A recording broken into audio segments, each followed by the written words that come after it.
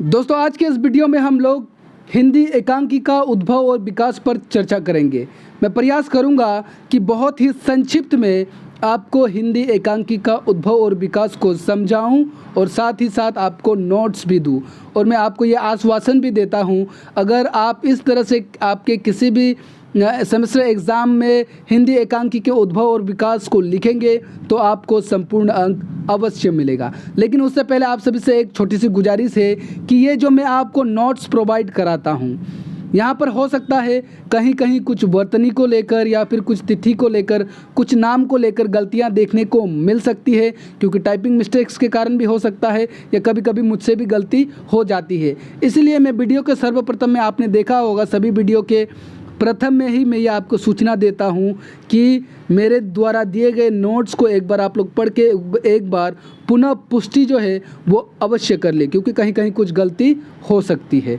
तो आज हम लोग हिंदी एकांकी के उद्भव और विकास को देखेंगे। तो चलिए आज के विषय को शुरू करते हैं। विषय को शुरू करने से पहले नमस्कार दोस्तों, दिस इज सागर विश्वकर्मा और आप सभी का मेरे way to learning SB channel में बहुत बहुत स्वागत है। सबसे पहले हम लोग प्रस्तावना लिखेंगे।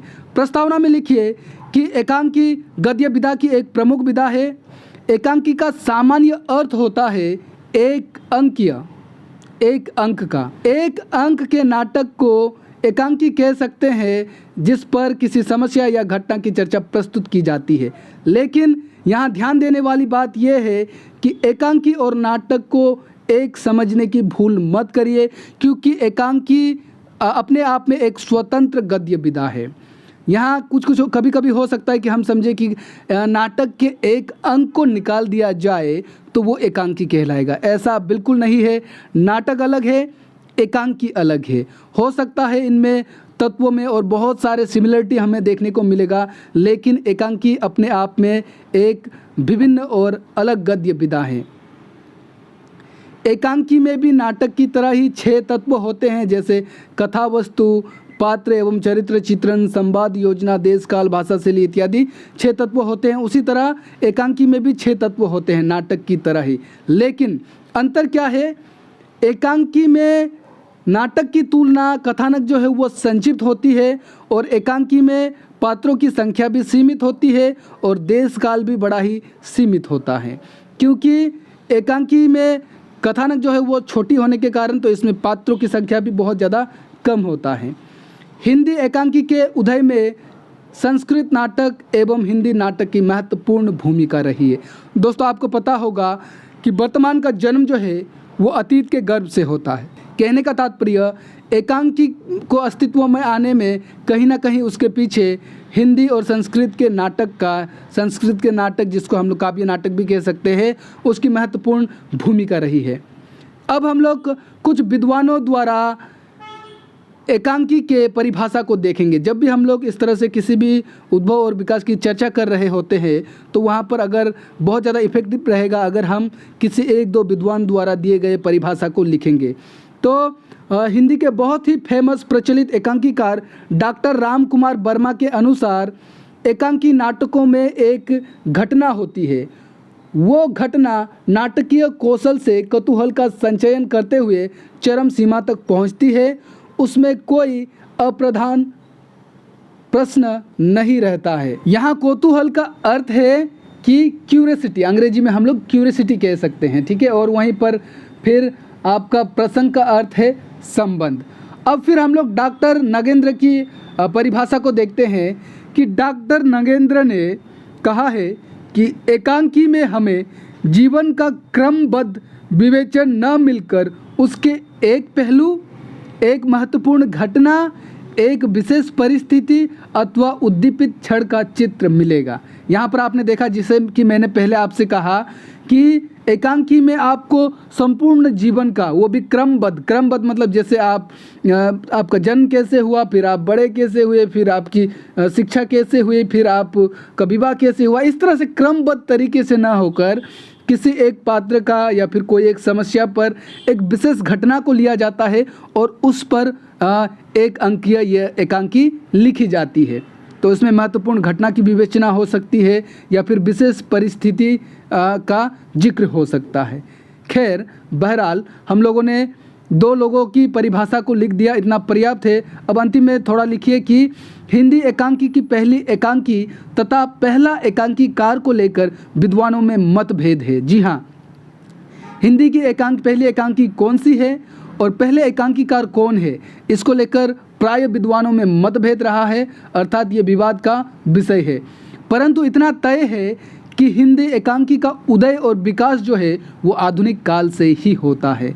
भले ही इसमें मतभेद है, लेकिन इतना तो तय है कि आधुनिक काल की ही देन है एकांकी। अब अंतिम पंक्ति में लिखिए, अब आगे हिंदी एकांकी का उद्भव और विकास विस्तार पूर्वक निम्नलिखित है। दोस्तों, यहाँ पर हम लोग लगभग 3-4 भागों में, 3-4 खंडों में हम लोग एकांकी के उद्भव और विकास को समझेंगे। तो सबसे पहला बिंदु दीजिए हिंदी की पहली एकांकी, जो कि बहुत ही महत्वपूर्ण बिंदु है। अब देखिए, हिंदी की पहली एकांकी को लेकर विभिन्न विद्वानों में अलग अलग मत है, अर्थात ये विवाद का विषय है। जैसे कुछ विद्वानों का मानना है, फॉर एग्जाम्पल लेके चलिए, डॉक्टर गणपति चंद्र गुप्त और डॉक्टर सत्येंद्र के अनुसार आचार्य भरतेंदु हरिश्चंद्र ही हिंदी के पहले एकांकीकार है तथा उनके द्वारा लिखी गई नाटकों को इन्होंने हिंदी एकांकी का रूप माना है। यहाँ पर क्या कहा मैंने, उनके द्वारा लिखी गई नाटकों को। आप सभी को पता होगा कि आचार्य भरतेंदु हरिश्चंद्र को बहुत ही बड़े नाटककार के रूप में जाना जाता है, या फिर नाटक के प्रवर्तक के रूप में भी जाना जाता है। उन्होंने जो नाटक लिखी थी वो नाटक थोड़ा संक्षिप्त हुआ करती थी, इसलिए यहाँ पर आपको डॉक्टर गणपति चंद्र गुप्त या फिर सत्येंद्र जैसे आलोचकों ने, रचनाकारों ने या फिर विद्वानों ने भरतेंदु द्वारा लिखी गई नाटक को ही उन्होंने एकांकी का रूप माना है और भरतेंदु हरिश्चंद्र को पहला एकांकीकार बताया है। वहीं अधिकतर विद्वान, ज़्यादातर विद्वान जो है वो, जैसे कि आचार्य रामचंद्र शुक्ल हो गए, डॉक्टर नगेंद्र, सच्चिदानंद हीरानंद वात्सायन अज्ञे, ये सब विद्वान जो है जयशंकर प्रसाद को पहला एकांकीकार मानते हैं। किसे मानते हैं? जयशंकर प्रसाद को। और उनके द्वारा रचित एक घूंट एकांकी, जिसका प्रकाशन जो है 1929 को हुआ था, तो इस एक घूंट एकांकी को वो लोग हिंदी का पहली एकांकी मानते हैं और अधिकतर विद्वानों ने इसको स्वीकारा है। तो अगर आपसे कभी कोई कॉम्पिटिटिव एग्ज़ाम में पूछे कि हिंदी की पहली एकांकी कौन सी है, तो आप एक घूंट वाले ऑप्शन के साथ में जा सकते हैं। वही कुछ विद्वानों का मानना है कि डॉक्टर राम कुमार वर्मा द्वारा रचित बादल की मृत्यु, जिसका प्रकाशन 1930 को हुआ था, ये हिंदी की पहली एकांकी है तथा डॉक्टर राम कुमार वर्मा ही हिंदी के पहले एकांकीकार है।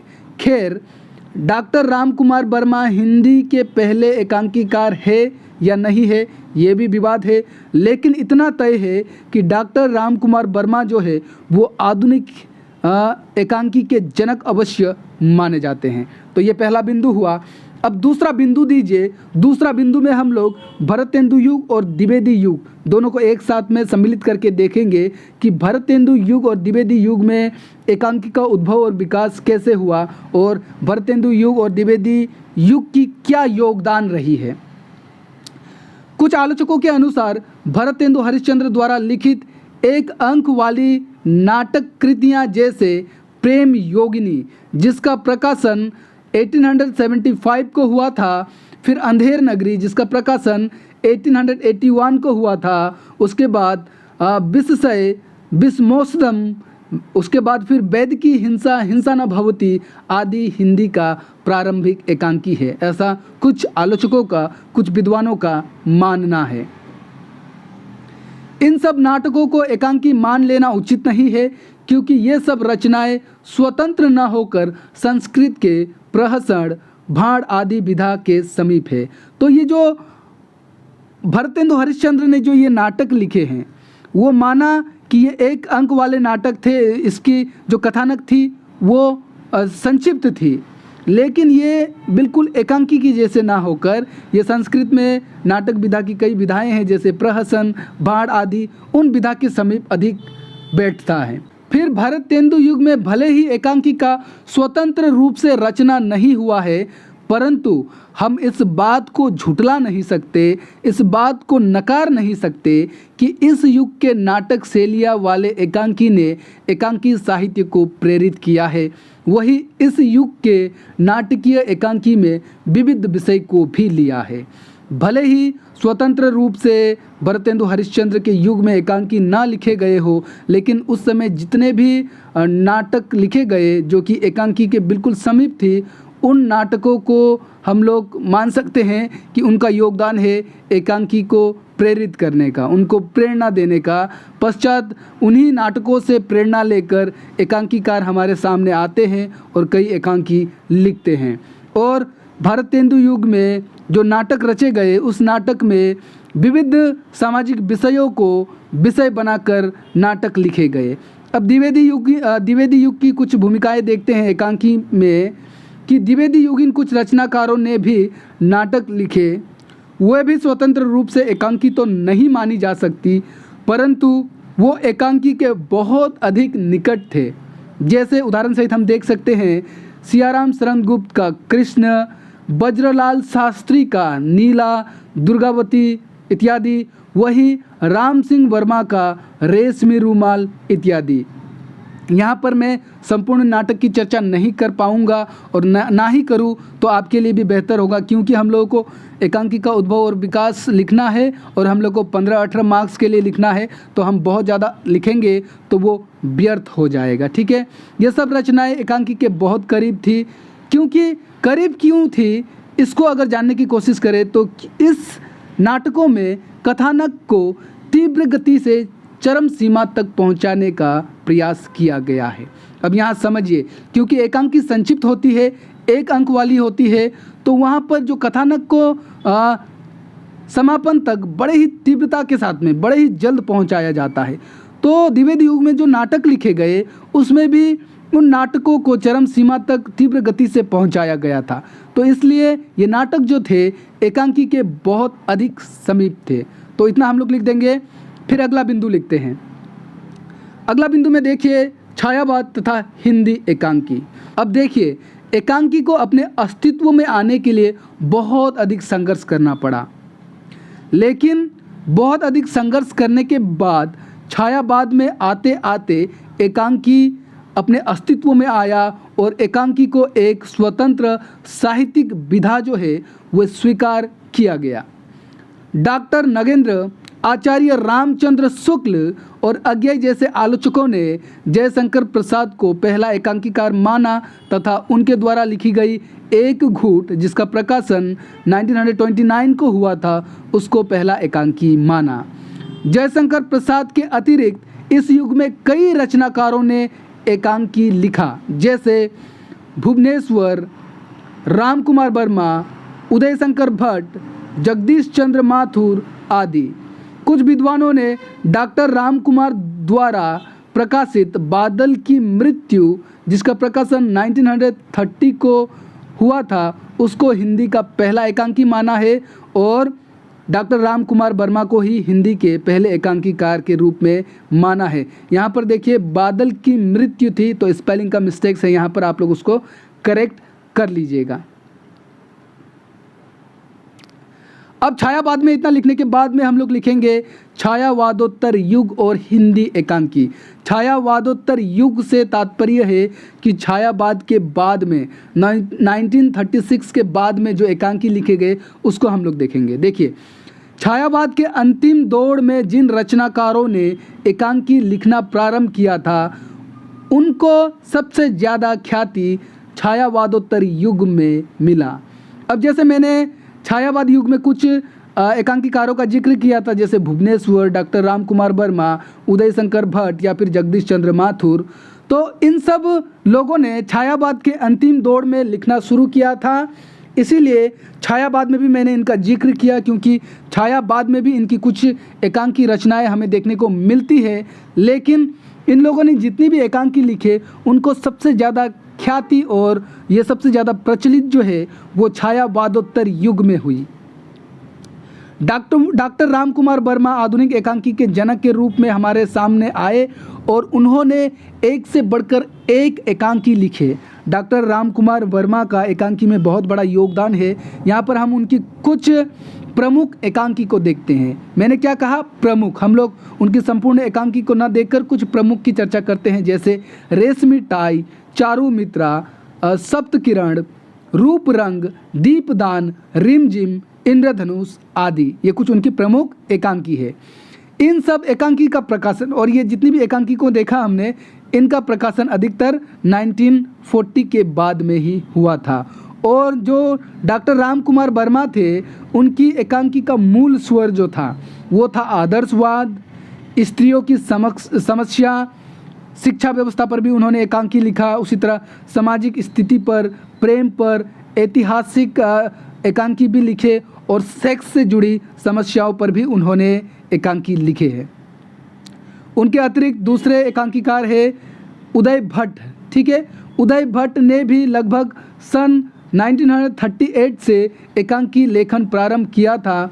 उनकी पहली एकांकी संग्रह थी अभिनव एकांकी, और जिसका प्रकाशन जो है 1940 में हुआ था। उनकी कुछ अन्य एकांकी इस प्रकार है: स्त्री का हृदय, 4 एकांकी, समस्या का अंत, अंधकार और प्रकाश, फिर पर्दे के पीछे, आज का आदमी आदि आदि। फिर इसी युग के एक महत्वपूर्ण एकांकीकार है उपेंद्र नाथ अशक। इनका भी एकांकीकारों में विशिष्ट स्थान है। इनकी कुछ प्रमुख एकांकी संग्रह इस प्रकार है: देवताओं की छाया, पक्का गाना, पर्दा उठाओ पर्दा गिराओ, साहब को जुकाम है आदि आदि। इन्होंने जीवन के विभिन्न क्षेत्रों पर एकांकी लिखे हैं। मतलब कि इन्होंने जीवन में जितनी भी समस्याएं देखी, उन विभिन्न समस्याओं पर इन्होंने एकांकी लेखन की। इसी के साथ साथ इस युग में अन्य भी कुछ महत्वपूर्ण एकांकीकार हमारे सामने आते हैं, जैसे गोविंद दास, हरिकृष्ण प्रेमी, जगदीश चंद्र माथुर, मोहन राकेश, धर्मवीर भारती, भरत भूषण, विष्णु प्रभाकर आदि आदि।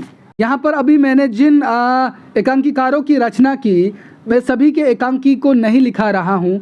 अगर लिखाने लग जाऊँगा तो नोट्स जो है वो बहुत अधिक ज़्यादा लंबा हो जाएगा, लेकिन आप चाहे तो लिख सकते हैं। देखिए आपके सामने डिस्प्ले हो रहा होगा, जैसे सेठ गोविंद दास का सप्तरश्मि, एकादशी, पंचभूत, उसी तरह हरिकृष्ण प्रेमी का एकांकी संकलन जैसे मातृ मंदिर, राष्ट्र मंदिर, मान मंदिर, न्याय मंदिर आदि आदि। उसी तरह जगदीश चंद्र माथुर का एकांकी संग्रह भोर का तारा, ओ मेरे सपने आदि। उसी तरह विष्णु प्रभाकर का एकांकी संग्रह। विष्णु प्रभाकर भी बहुत बड़े एकांकीकार के रूप में जाने जाते हैं। जैसे उनकी कुछ प्रमुख एकांकी संग्रह है प्रकाश और परछाई, इंसान, 10 बड़े बजे रात, ऊंचा पर्वत गहरा सागर आदि आदि।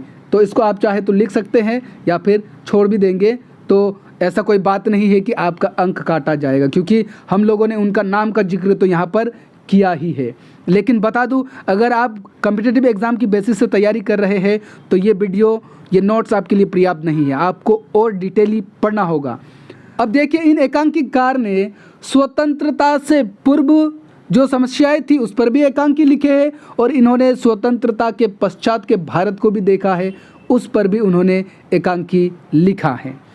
अब अंतिम में और एक बिंदु दीजिए, बिंदु का नाम दीजिए अद्यतन हिंदी एकांकी। अब अद्यतन का अर्थ आपको समझ में नहीं आया होगा, तो अद्यतन का अर्थ है आज का या फिर ताज़ा।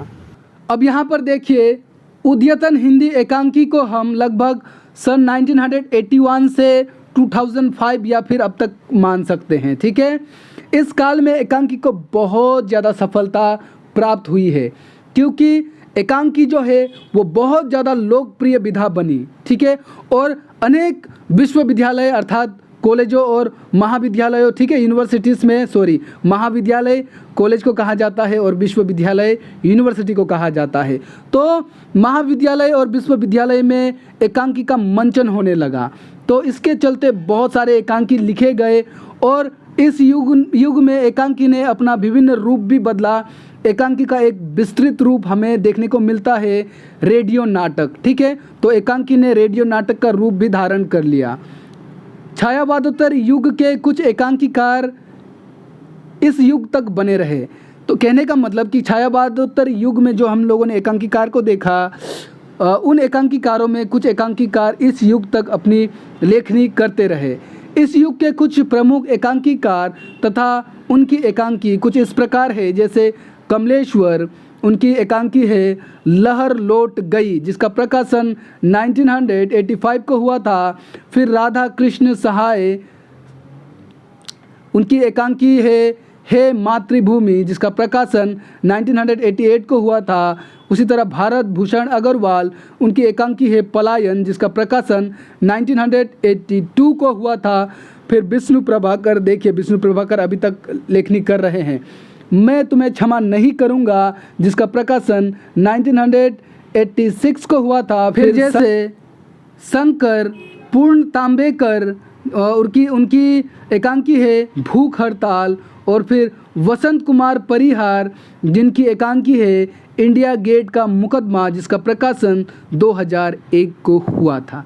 अब यहाँ मैंने केवल एक एक उदाहरण दिया है। इट डजेंट मीन डेट कि इन्होंने एक ही एकांकी लिखी है, और बहुत सारे लिखी है, क्योंकि हम लोगों ने इनका नाम का जिक्र कर दिया और एक एक एकांकी का जिक्र कर दिया, तो इतना काफ़ी है। तो अगर आपसे आपके परीक्षा में हिंदी एकांकी का उद्भव और विकास पूछे और आप इतना लिख देंगे तो पर्याप्त हो जाएगा और आपको पूरी अंक मिलेगी, निश्चिंत रहिए।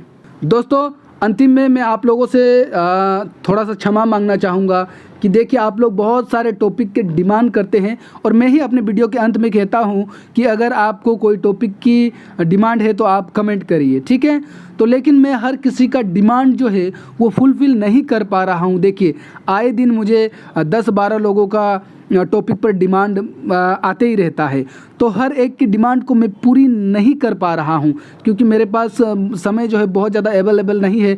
मैं बहुत मुश्किल से समय अरेंज करके आपके लिए वीडियो बनाता हूं, लेकिन मेरा ये हमेशा कोशिश रहता है कि मैं जितनी भी वीडियो बनाता हूं वो आपके डिमांड के अनुसार ही होता है। इसलिए डिमांड करना मत छोड़िए, क्या पता अगली बार मैं जो है वो आपका डिमांड को उठा लूँ, ठीक है। इसलिए आप डिमांड करते रहिए, और अगर मैं किसी कारणवश नहीं बना पा रहा हूं तो आपको निराश नहीं होना है, कभी ना कभी तो मैं अवश्य ही बना लूँगा, ठीक है। तो इसलिए इसके लिए मैं आप सभी से क्षमा प्रार्थी हूं, और अंतिम में आप सभी से गुजारिश है कि अगर अब तक आपने मेरे इस चैनल को सब्सक्राइब नहीं किया है तो what are you waiting for, अभी के अभी चैनल को सब्सक्राइब करिए। वीडियो पसंद आए तो लाइक करिए, अंतिम तक बने हुए हैं मतलब वीडियो तो पसंद आया ही होगा, तो लाइक अवश्य कर दे। बेल आइकन को दबाकर ऑल पर क्लिक अवश्य कर दे, ताकि अगली बार मैं हिंदी साहित्य से जुड़ी किसी भी विषय पर कोई भी वीडियो बनाऊं तो उसका सबसे पहला नोटिफिकेशन जो है वो आपको मिले। इसी तरह अपने दोस्तों को भी वीडियो शेयर करिएगा। और अंतिम में फिर से वही बात, अगर आपको किसी टॉपिक पर डिमांड है, किसी विषय पर, तो कमेंट करिए। तो चलिए मिलते हैं बहुत जल्दी, तब तक के लिए मुझे दीजिए इजाज़त। जय हिंद, जय भारत, नमस्कार।